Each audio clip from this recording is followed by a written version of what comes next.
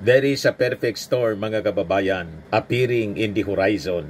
Ako tingin ko pag hindi sila umayos dito po, kasi ang agenda nila palusutin ng accountability, pananagutan ni Sara Duterte, malamang yung sinasabi, mga kababayan, ni constitutionalist Rene Sarmiento, may iba pa niya, pero hindi ko ini-endorse. Pero pag napuno na yung ating mga mamamayang Filipino, pwedeng mangyari. Another EDSA people power.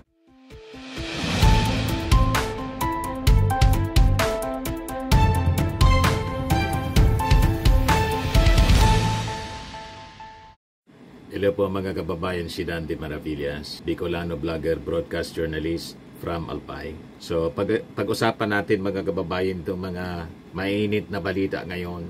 Sabi kasi dito sa balita, 19 to 20 senators to abide by Supreme Court ruling on Sara Duterte impeachment. Talaga niya, Mr. Maravillas, maraming kakampi si Sara Duterte.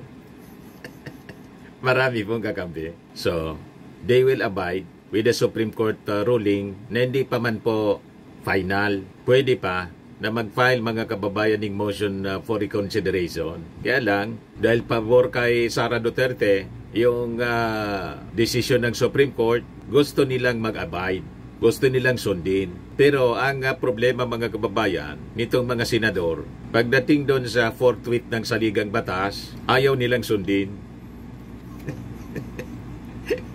O diba? Yun ang hindi na natin maintindihan. Kaya sari-sari pong mga reactions mula sa mga legal luminaries ang naririnig natin. Ayan yung balita ngayon. Oh. Supreme Court urged to reconsider dangerous ruling voiding Sara Duterte impeachment. Peligroso niya ang ginagawang ito ng Supreme Court, sabi ng mga legal luminaries, constitutionalist tulad po ni Attorney Christian Monzon at saka Senior Associate Justice, dating Senior Associate Justice ng Supreme Court, Antonio Carpio. Hindi lang po si Carpio at saka si Monzon, pati si dating Supreme Court Associate Justice Adolf Ascuña, saka si dating Supreme Court Chief Justice Panganiban, Artemio Panganiban. Nagkakaisa sila, mga kababayan, sa kanilang posisyon. Peligroso ito.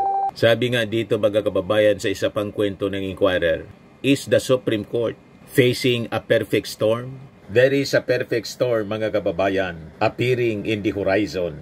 Ako tingin ko pag hindi sila umayos dito po, kasi ang agenda nila palusutin ng accountability, pananagutan ni Sara Duterte, malamang yung sinasabi, mga kababayan, ni constitutionalist Rene Sarmiento, may iba pa niya, pero hindi ko ini-endorse. Pero pag napuno na yung ating mga mamamayang Filipino, pwedeng mangyari. Another EDSA people power. Hindi madala sa santong dasalan, sabi nga ng mga matatanda, pwedeng gamitin ang santong paspasan. Iyon ang minimin dito, mga kababayan.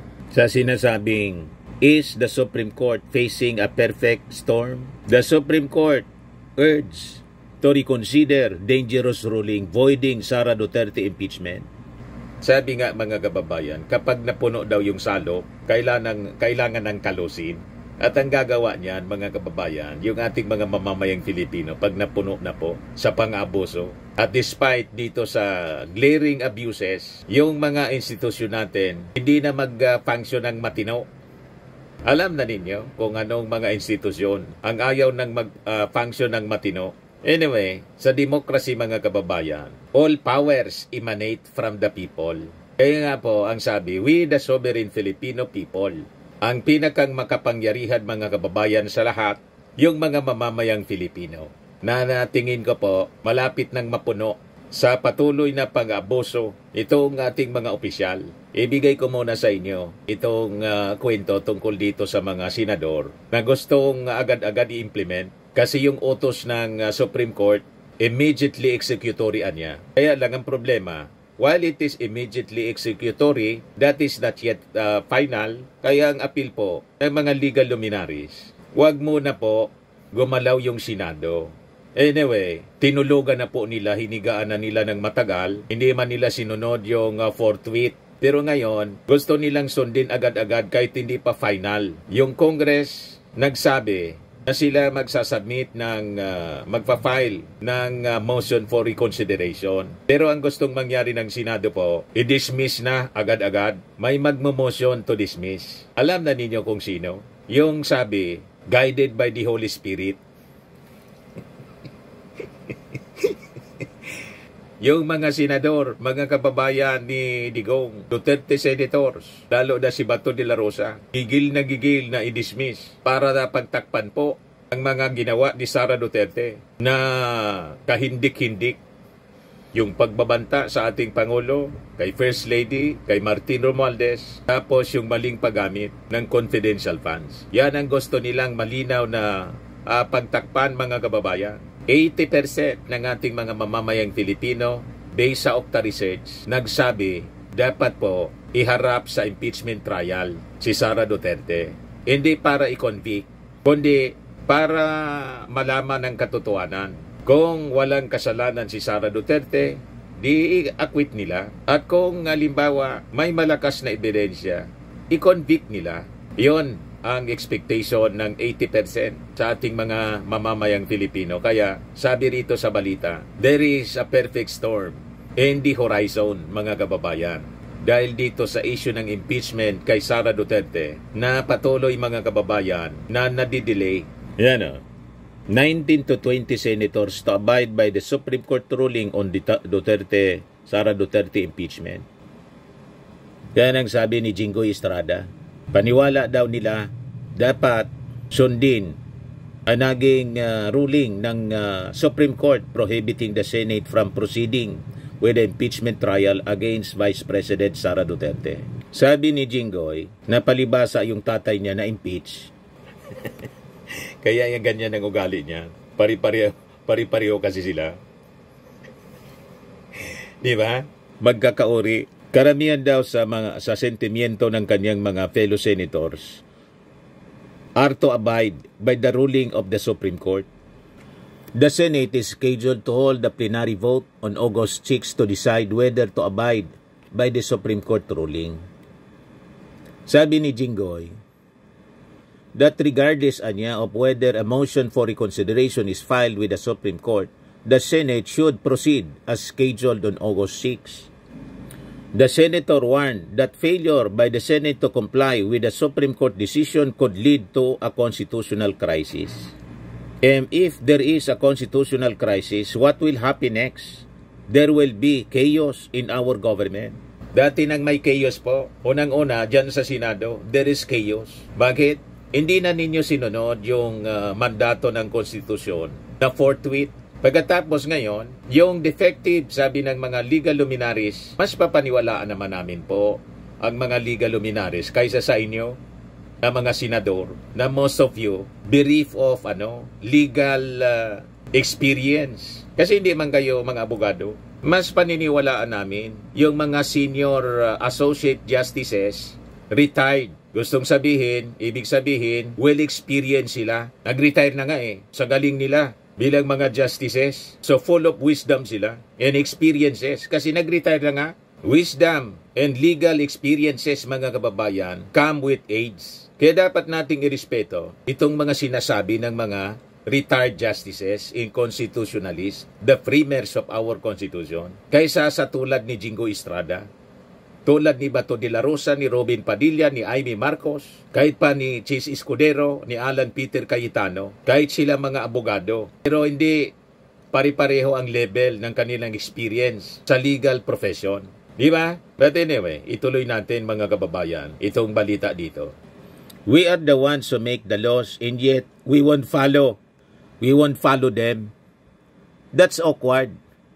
If lawmakers refuse to follow the Supreme Court, how can we expect ordinary citizens with adverse rulings against them to comply? If we don't, it would lead to chaos in the government. There is now chaos, lalo na po sa Senado. Kasi yung mga dapat hindi ginagawa ninyo, yun ang ginagawa ninyo. Tulad ng ginawa ni Bato na sabi, guided by the Holy Spirit. You just imagine, senador ka, sitting as senator judge, tapos ikaw na yung nag-abogado, hindi ka man abogado, pero tumayo kang abogado para kay Sara Duterte. Yung mismong konstitusyon na dapat sinusunod pati ng Supreme Court, hindi man ninyo sinunod, yung forthwith proceed. Pagkatapos, kasi hindi yun pabor kay Sara, yung forthwith proceed, the trial.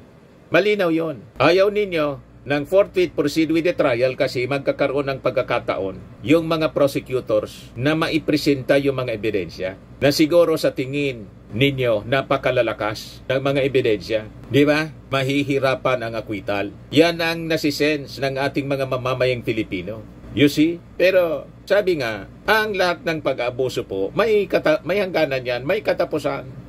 There is now a perfect storm on the horizon.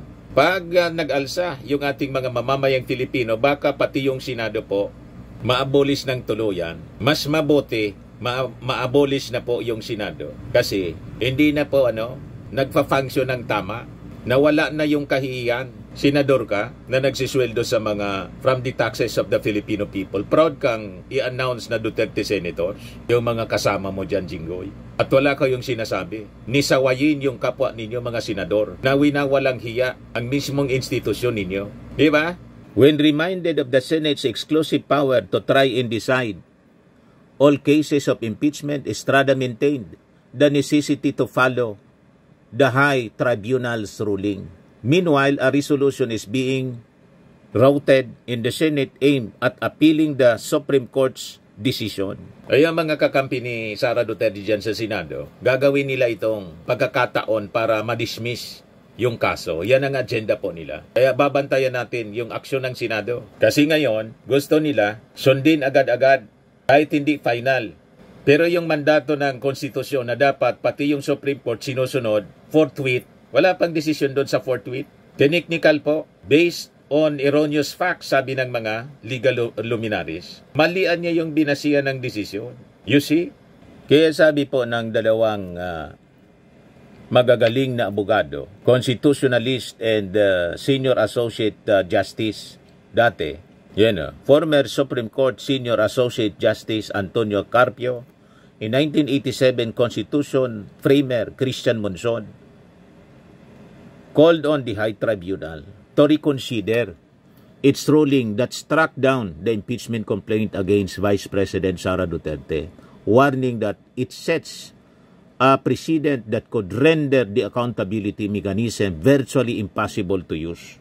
Wala nang mapapanagot. Yan ang peligro, mga kababayan, dito sa naging desisyon, sabi nila, ng Supreme Court. So hindi na pwedeng ma-impeach ang sino man, pati Supreme Court justices po. So napaka-peligroso ang ginawa ng Supreme Court po. The purpose of a motion for reconsideration is to correct any error, sabi po ni Carpio. So I would think the Senate should just hold in abeyance any action because it's not yet final. Normally, you act when it's already final. Ang problema nga po, mga abnormal na mag-isip, tulad ng kanilang idol na Vice Presidente, abnormal. Lahat na po abnormal eh. Yan ang nakakalungkot po. Sa bagay, nasa prophecy siya, mga kababayan, kaya hindi man tayo nagtataka as a believer, mga kababayan. Nang tama, magiging mali na po in these last days. At ang mali, siya ng tama. Yan, sabi ni Propeta Isaiah. Isaiah 5:20-21. Woe to those who call evil good, and good evil, who put darkness for light, in light for darkness, who put bitter for sweet, and sweet for bitter. Woe to those who are wise in their own eyes, and prudent in their own sight. Pag sinabi mong woe, mga kababayan, kapighatian, hilahil, para doon sa mga taong tinawag ang mabuting masama. Yung mga kasamaan siya ng mabuti. May kasamang sumpa siya, mga kababayan, in the Bible. Pag gumawa ka ng masama at yung masama mabuti na sa'yo, isang kasumpa-sumpa siya. Sa paningin ng ating Panginoong Diyos, may hahantungan kayong kamalasan. Yan ang ibig niyang sabihin. Woe to you, mga gumagawa ng masasama, na ginawang mali yung tama siya ng mali. Alam na ninyo kung sino sa inyo pinagtatakpan ng kamalian, mga kababayan, ng isang tao. And in this case, yung Vice Presidente. Ang Bible po hindi magkakamali. Kaya isip-isip, pati siguro yung ating mga justices ng Supreme Court. Wala mang problema kung halimbawa mali yung naging desisyon. Hindi man infallible po ang sino man sa atin. That includes the Supreme Court. Kaya nga sa discussions ni Senior Associate Justice Antonio Carpio, pwede niya na i-reverse kahit sabihin pang 13-0. Unanimous yung desisyon. Base sa history ng Supreme Court, may mga pagkakataon niya na kahit unanimous nagbago, pwede nilang i-correct yung kanilang sarili. Kaya lang sabi po ni Professor Dan Gatmaitan, isang professor ng College of Law ng UP, sabi dito sa report ng News 5, naniniwala si Professor Dan Gatmaitan ng UP College of Law na pwede pang baliktarin ng Korte Suprema ang kanilang desisyon na ideklarang ang konstitusyonal ang impeachment complaint laban kay Vice President Sara Duterte. Ayon sa kanya, malinaw na mali ang pag-assess ng mga maestrado sa kalendaryo ng Kongreso na pinagbasihan ng naturang desisyon. Yun nga lang, naniniwala rin si Professor Gatmaitan na maliit na lang ang tsansa na baliktarin ng Supreme Court ang desisyon nito dahil sa umano'y constitutional pride. Dahil sa constitutional pride. And personal pride siguro po, hindi lang constitutional pride. Personal pride ng mga members ng justices. Members ng Supreme Court. Yung mga justices ng Supreme Court. Siguro yun ang minimin. Ito yung ating masasabi. Baka niya hindi recontend ka niya, Mr. Maravillas. Wala man tayong personal attacks na ginagawa laban sa Supreme Court o sa mga justices ng Supreme Court, kundi ito'y mga analysis natin, freedom of expression. At pagpapaliwanag man lang po na tayong mga tao, sabihin pang mga justices tayo ng Supreme Court, tao lang tayo, we are not infallible. Pwede tayo na magkamali. Ang importante naman sa atin, we recognize ko ng ano yung pagkakamali. And base mismo sa mga sinabi ni Senior Associate Justice Antonio Carpio, may mga unanimous decisions in the past yung Supreme Court. Kasi nauna siya na maging justice ng Supreme Court. Kaya alam niya, sa kanyang more than 20 years of experience, na ni-reverse nang makita yung kamalian. At itong sinasabing constitutional pride or pride mismo, personal pride, hindi po magkakamali ang Bible. Ito isi-share ko sa mga members ng Supreme Court kasi karamihan sa kanila siguro mga Katoliko, hindi man mga Bible believers, pero siguro mataas yung kanilang pagrespeto sa salita ng Diyos kahit most of them siguro hindi man familiar. Pero you can check siguro kasi available naman po kahit siguro dyan sa inyong may Bible. I-share ko lang po sa inyo mga Supreme Court justices kung ano ang masamang epekto ng pride. Kung tama itong sinasabi ni Professor Dan Gatmaitan ng UP College of Law, ang desisyon nito dahil mahirapan, maliit ang tsansa na baliktarin dahil sa constitutional pride. Sabi ng pinakang matalino na tao sa buong mundo, si King Solomon, pride goes before destruction and a haughty spirit before a fall. Sabi diyan sa paliwanag, the phrase essentially means that excessive pride or arrogance often leads to a person's downfall or ruin. Ang excessive pride daw in arrogance, nakita natin yan ngayon. Tingnan ninyo ang excessive pride in arrogance ng mga Duterte. Kadalasan napupunta sa downfall or ruin ng tao. Reminder lang po ito sa mga members ng Supreme Court, hindi man ito galing sa akin, kundi sa pinakang matalinong tao sa buong mundo.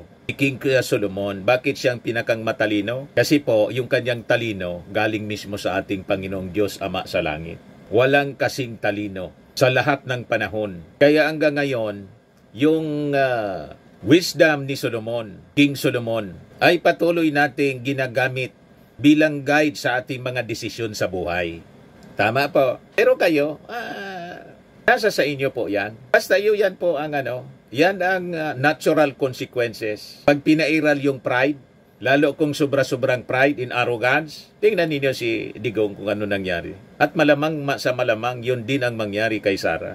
Yun din ang nangyayari ngayon kay Attorney Harry Roque. Nasira yung sarili. Dahil sa Sa arrogance, pride in arrogance.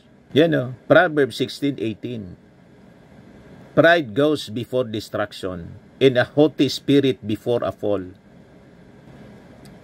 The phrase essentially means that excessive pride or arrogance often leads to a person's downfall or ruin. Yun ang nangyari, mga kababayan, sa mga ma-pride na tao at arrogante. Hindi nakikinig sa sound advice, lalo na po sa advice ng Bible.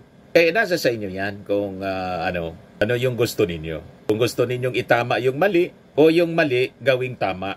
Itama yung mali dapat, hindi yung mali ginawang tama. May kasamang sumpa po. Pag ang mali ay siya ng tama at yung tama ginawang mali. Kaya hindi na ako nagtataka sa ganitong uri ng kwento. Mga kababayan, sabi rito, published kahapon, July 31. Is the Supreme Court facing a perfect storm? Tingin ko, hindi lang Supreme Court, pati ang Senado. The Supreme Court is facing a developing perfect storm because of its decision to stop the impeachment of Vice President Sara Duterte by declaring it unconstitutional. At least 215 out of 306 members of the House of Representatives endorsed the impeachment, while the Constitution only requires the support of 33% of congresspersons. An overwhelming majority of 70% approved the articles of impeachment. The Senate now considering whether it will comply with or defy the Supreme Court decision. On top of that, 8 out of 10 Filipinos, or a whopping 80%, of our citizens want VP Sara to face an impeachment trial and answer the charge against her, as shown in the latest survey conducted by Okta Research. Also, some of the well-regarded retired Supreme Court justices have criticized the decision, including former Chief Justice Artemio Panganiban and retired Justices Antonio Carpio, Conchita Morales, and Adolfo Ascuña. The optics of the roster of Supreme Court justices do not help shore up public acceptability of the decision because 12 of the current justices who all voted to throw away the impeachment complaint were appointed by VP Sara's father, former President Rodrigo Duterte. While this fact alone is unfair to the magistrates, especially because the decision was written by Justice Marvic Lunen, a Benigno Aquino III appointee, and concurred in by Justice Raul Villanueva, a Ferdinand Marcos Jr. appointee. It should have prompted the Supreme Court to practice caution in its handling of the case.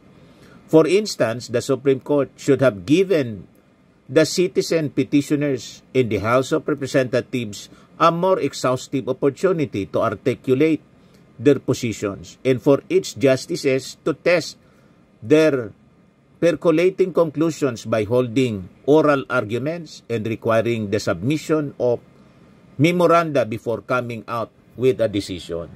Sa tingin po nitong mga justices, dating justices, constitutionalist, minadali po. Habang yung Senado, yung forthwith na mandato ng konstitusyon, walang nangyaring forthwith kundi delay ng more than 5 months. Dito naman sa immediately executory na desisyon ng Supreme Court, sa tingin itong mga legal luminaries, hinadali kasi di man lang mga kababayan nagkaroon ng oral arguments at napaka-iksi ng panahon, nagpalabas sila ng desisyon. Madaling sabi po, parang may mali siya. Pinapanood ko yung mga interviews dito kay Christian Monsod, Artemio Panganiban, tapos Antonio Carpio. Yon ang kanilang mga posisyon, mga kababayan. Yan ang kanilang observation. Kaya sabi dito, the swiftness with which the Supreme Court decided the case would have been a laudable fear if it had done so under ordinary and normal circumstances. However, there is nothing ordinary about this impeachment case. It is infused with extraordinary and special circumstances that should have prompted the Supreme Court to exercise abundant caution instead of opting for swiftness. This out of the ordinary circumstances include the following. A co-equal branch of government was a respondent. An overwhelming number of congresspersons supported the impeachment, and 12 of the Supreme Court justices who voted to nullify the impeachment were appointed by the father of the impeached official. The Supreme Court made a self-inflicted injury because its swift decision is now instead viewed as hasty, and that its quickness in invalidating the impeachment case is being smeared with having a shady link to the fact that a supermajority of the justices owe debts of gratitude to the respondent's father. May punto po, mga kababayan. Kahit halimbawa gusto nating maniwala na tama, pero nire-reject ng ating konsensya, natanggapin na tama yung naging desisyon. Kasi po, ang konsensya, ang dikta ng konsensya, mga kababayan, yan ang dikta ng reason. Kahit ako, kahit gusto kong isipin, walang impluensya yung mga Duterte. Parang, parang hindi talaga kapaniwala. Hindi talaga kapani-paniwala na walang politika. Di ba? Patawarin ninyo ako, mga justices ng Supreme Court. Sinasabi ko lang kung ano ang aking damdamin. Kung ano yung nandito at the back of my mind. Maski gusto kong maniwala sa inyo, mga sinasabi. May pumipigil sa akin, dikta ng aking konsensya. Dahil sa mga sirkumstansya kasi. Di ba? So hindi mawala yung sa isipan natin, kahit ayaw nating isipin na baka nagtanaw ng utang na loob. Di ba? Yung sabi dito, mga kababayan, sa binabasa natin, as published by Inquirer, of the many issues that are being raised against the decision, the one that should resonate the most with ordinary citizens is the argument that with its decision, the Supreme Court has created a retroactive law that will cause serious and unfair prejudice to Congress and the impeachment proponents. Naging retroactive po yung epekto. Hindi talaga masusunod ng Congress kasi walang rules na ganon o previous Supreme Court decision, sabi ng mga legal luminaries, nagbago ng rules. Ano ba? Wala man dating rules. At nang dahil dito, sa impeachment case ni Sara, nagkaroon ng bagong rules. Retroactive, mga kababayan, yung epekto. Wala mang ganon na niya. Sabi ng mga legal luminaries na retroactive yung epekto. Kaya sabi dito, prior to the questioned Supreme Court decision, the rule laid down by the court in a previous decision is that an impeachment complaint is only deemed initiated once it is referred to the proper committee of the House of Representatives. The one-year ban against the filing of subsequent impeachment complaints is counted from such referral to House Committee. That was the law of the land, as the Supreme Court has always described the nature of its decision. The lower house was being guided and was complying with the said existing law of the land when it handled the 4 impeachment complaints that were filed. Suddenly, however, the Supreme Court changed the law by declaring that the initiation does not necessarily begin with the referral to the committee and by requiring a new basket of requirements for the complaint to be valid. It would have been still fine up to that point, but by declaring as null and void the impeachment complaint that was filed in compliance with the old law, the Supreme Court made the new law retroactively applicable. Biglang nabago yung batas.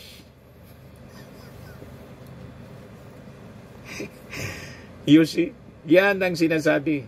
May diferensya, sabi ng mga legal luminaries. Kaya, ito yung magiging laman ng motion for reconsideration. Kaya lang nagmamadali yung Senado. Kasi yung majority sa mga members na perceived to be allied with Sara Duterte, gusto nilang i-dismiss. Kaya sabi dito po, the Supreme Court decision niya runs contrary to a clear provision of our Constitution prohibiting the enactment of ex post facto laws, which is essentially a prohibition against the passage of retroactive laws, while the prohibition against ex post facto laws applies to Congress enacted laws if a strictly literal interpretation is adopted. The Supreme Court cannot call its decisions laws of the land and yet exempt itself from the constitutional prohibitions applied to laws passed by Congress. In fact, even when a new constitution is approved, its provisions cannot generally be given retroactive effect because that would violate the principle of due process, which is the most important feature of any adherence to the rule of law. So why should the Supreme Court deem itself exempt from such a prohibition against retroactive rules? Yan ang tanong.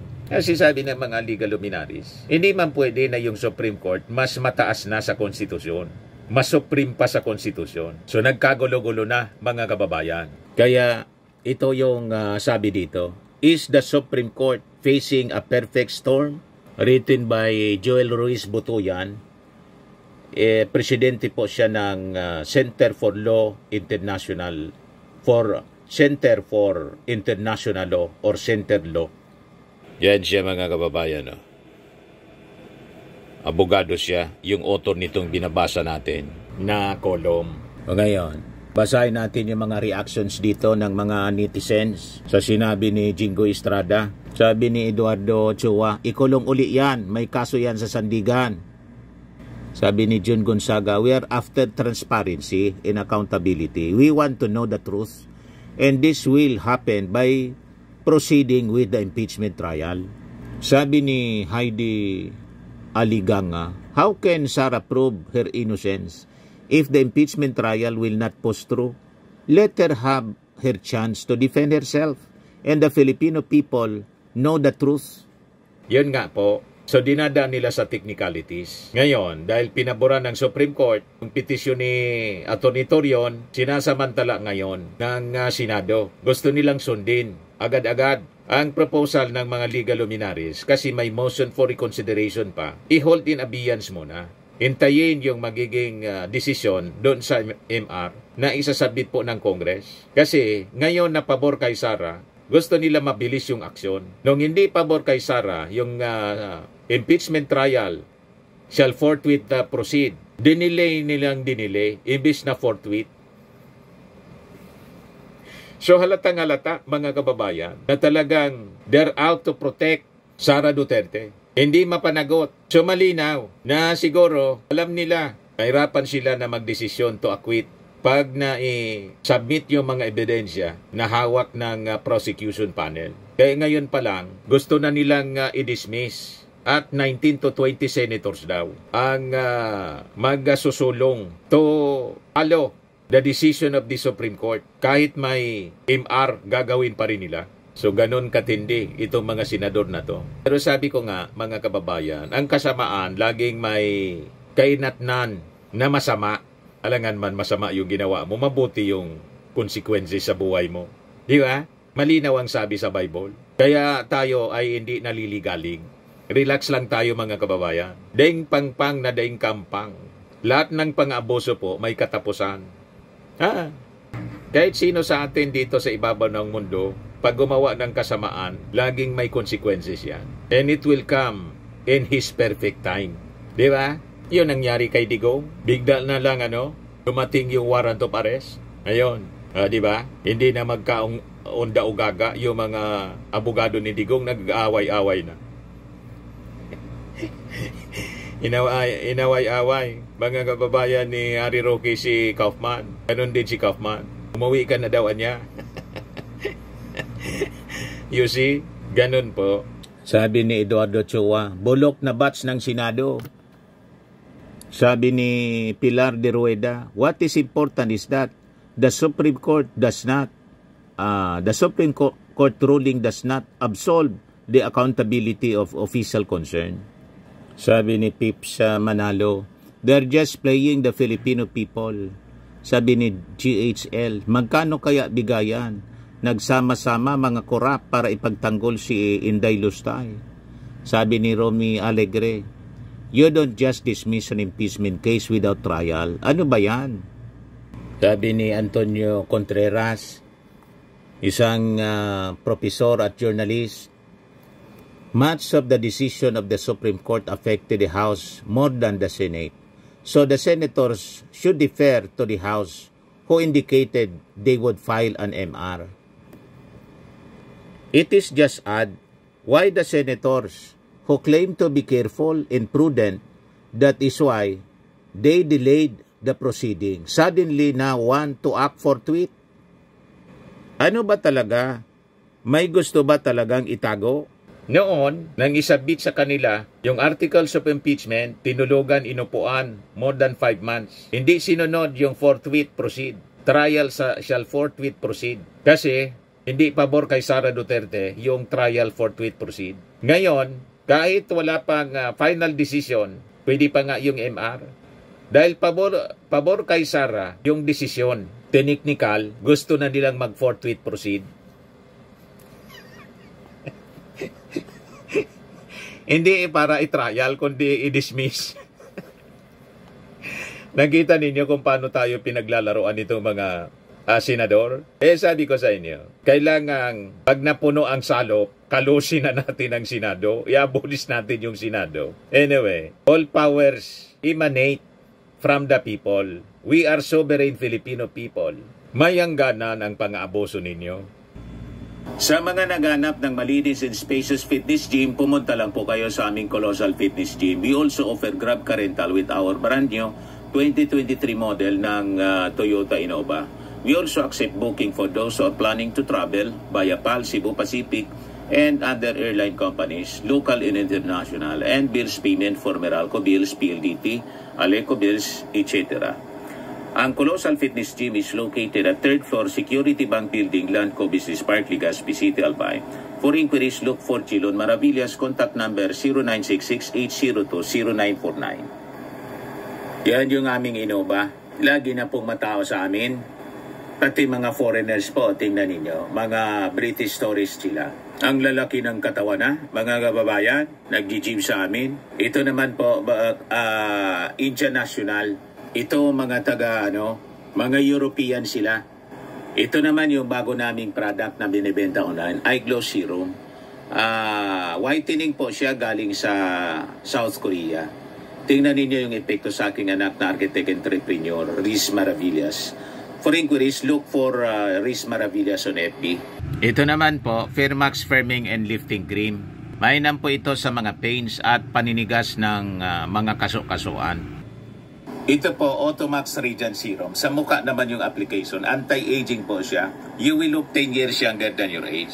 Ito naman po yung bagong product naming binibenta online.